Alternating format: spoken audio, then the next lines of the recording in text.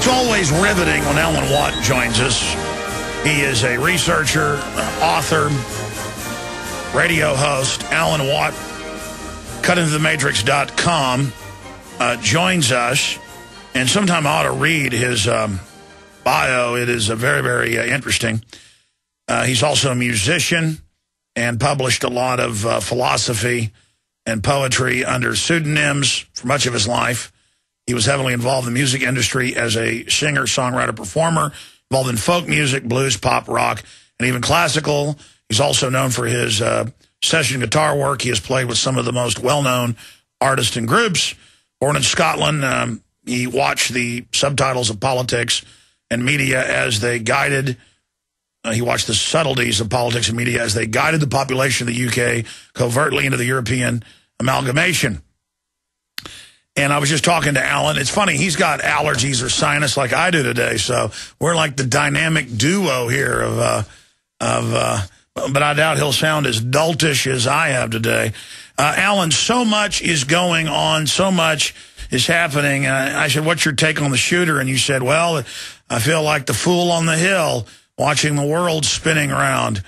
But really, the fool on the hill isn't a fool. He sees the majesty, the beauty of the world, but also the ugliness, just the incredible spectacle of consciousness that the establishment tries to keep us from opening up to, because then we would be aware and not easily tricked. So they wish to keep us psychically and mentally and spiritually and financially stunted. But I want to get into the Hadron Superconducting Supercollider and the dangers associated with that. And I want to get into 150 human-animal hybrids grown in UK labs. I've got a special report coming out tomorrow on this. Embryos have been produced secretly for the past 3 years. The Daily Mail can reveal. Human cow, human reptoid, reptile, human fish, human frog, amphibian. And but there's something funny here. I remember 15 years ago, because I know I'd been on air a year and a half or so. I remember covering BBC articles about human embryonic chimeras, because they said the only way they could do it was make them part cow so that they wouldn't have rights, and growing them in the utero of cows. And they were saying that had been done for 5 years in 1996. So it's all, and since then, every year, they say, for 3 years, we've been doing this. For 5 years, we've been doing this. That's the two stories. And it's always done the same. And you'd think Daniel Martin and Simon Cadwell at the Mail would know how to pull these articles up or use a LexisNexis. And then I remember, Alan, I want you to speak to this. In fact, we'll speak to this first and then get into the shooter and the Knights Templar thing and the rest of it that I know you've studied. It's why you're here. That the Washington Post, it was in 2004, I think, or was it 2005? Because I had recently read it in the Washington Post, and about a week later, I was on Ian Punnett's Saturday Coast to Coast AM. Great interview. I loved the interview. Never been invited back on. I need to get Ian Punnett on this show and return the favor, but I'd like to go back on that show. But he would challenge me a lot. And so I'd say, well, this company came out, Protegen, with a corn that grows live HIV virus in it. And he wouldn't believe it, and he'd pull it up and be in the Associated Press and pharmacological corn. And I remember mentioning a Washington Post article about, was it his show or George? But I remember it was around that time. The Washington Post said, yes, there are chimeras, part chimpanzee, human, at big labs in Costa Rica, but you're not allowed to see them. And I think it was Punnett, or maybe it was Nori, but I don't remember. It was like, oh, really? And then I pulled up the article and read it to him. It all blurs at this point. But the issue is, you talk about spider goats, you talk about things like this that have been out for decades. People still don't believe it. And the issue here is, if they're admitting this has been going on for decades now, imagine what's really going on. And so why are they now introducing this to the public? I mean, this is H.G. Wells' The Island of Dr. Moreau, with the humanoid creatures demanding their rights. Wells, over 100 years ago, wrote about atomic bombs and basically World War, and that how the UN would come out of that. And of course, he was a top futurist and predictive programmer that Alan talks a lot about. So more and more, it does look like they've got a lot of secret technologies and things, and they may not be 30 years advanced as they admit they are in their technological systems. It may be 50, 100. We don't know.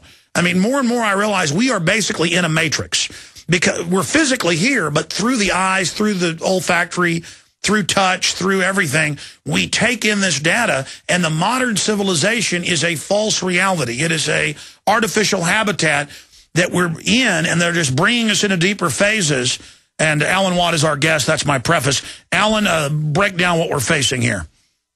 Yeah, you're quite right, actually. They do give you a reality for the mass population, and it's an antique reality. We think we're on the cutting edge, and the media, of course, is there to reinforce that and give out little tidbits. Oh, we're trying to explore this and trying to explore that. One day we eventually hope to do this, and we believe it all, you see.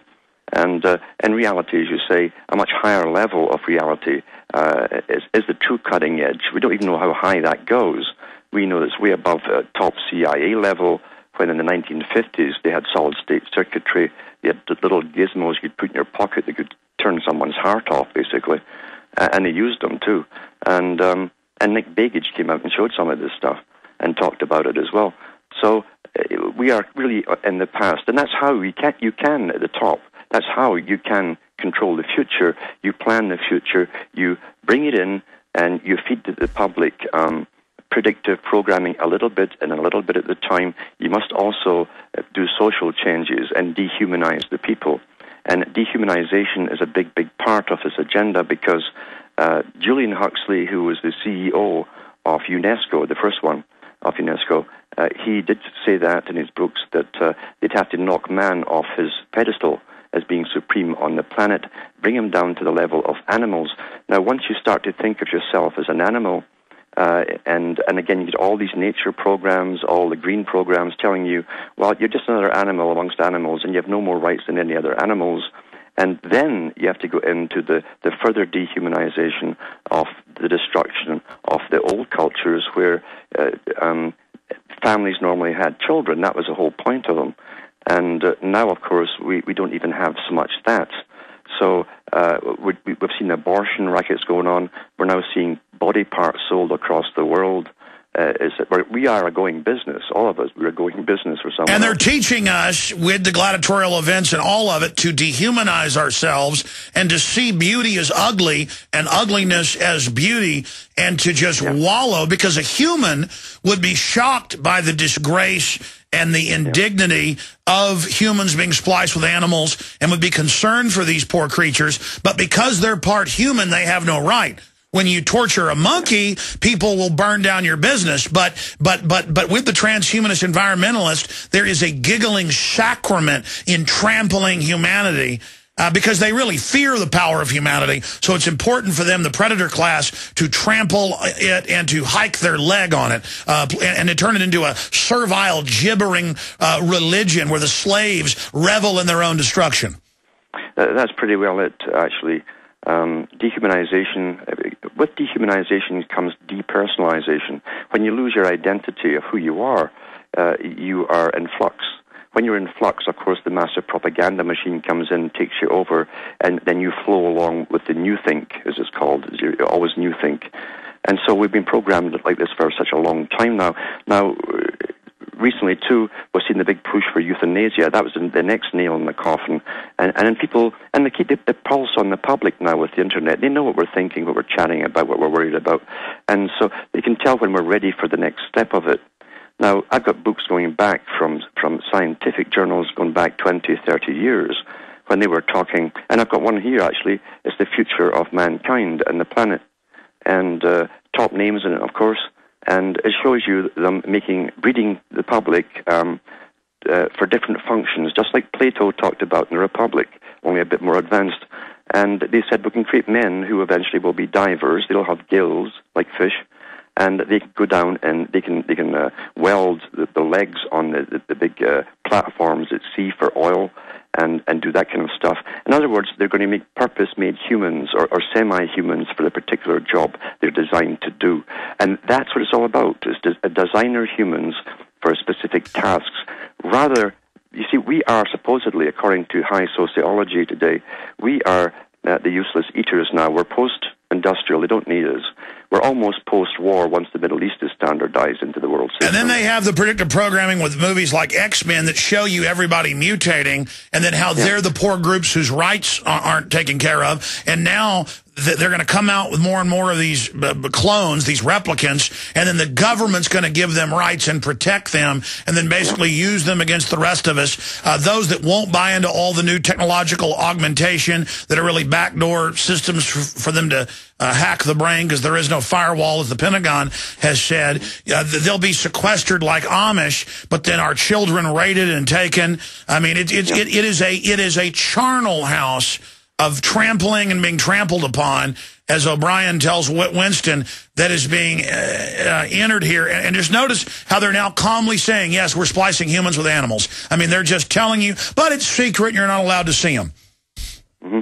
Yeah, and there's no doubt about it. And most folk, really, I kid you not, most folk today who haven't had an original thought in their heads, they like the mainstream media, they won't have a thought on this. They'll not be hot nor cold. They'll just say, oh, well, that's science for you. That's progress, by the way. That's what science always tells you, is progress. And they'll go along with it, never thinking about the implications of where it's all to go. But make no doubt about it, this system is not about a new world order. There's lots of stages of coming new world orders in societies and systems already on the books. And we're just seeing the next step of purpose-made humans for specific functions, and you don't need the silly humans anymore with their limited capabilities. Yeah, but you'll have a sex slave who looks like Marilyn Monroe and even has her DNA, but she'll be 1% squid, so she has no rights.